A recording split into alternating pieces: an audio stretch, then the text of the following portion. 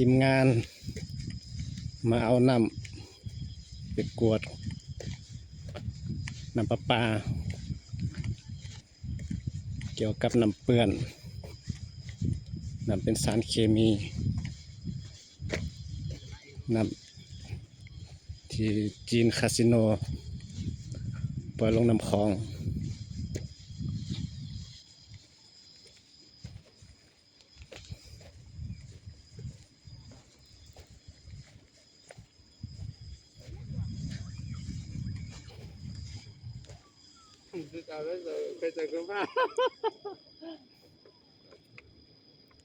นี่บนมาไล่ฮะน่ะ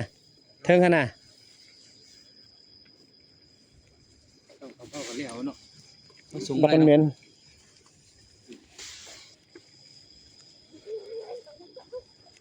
เมื่อกี้ไว้ให้เราเอากดมาก็เพื่อนอ่ะจังมาก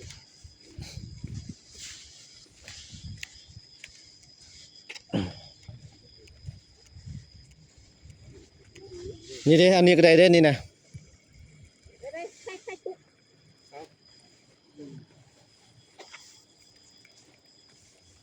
ยักษ์บ่เอาสบู่มาให้ปุดง่อยนี่หนุนเอาเล็กแหละนี่ ประหยัดหลายชิ้น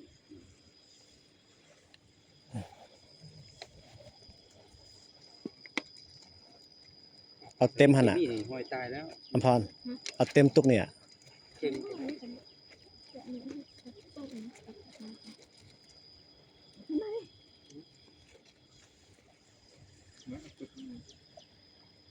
โอ้โหน่าอ่อนนะ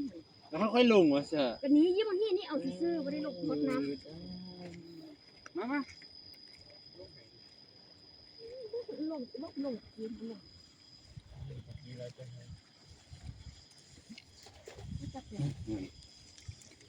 จะพายตึกนะฮั่น อันนี้ใส่เลยที่ ปลาเถื่อน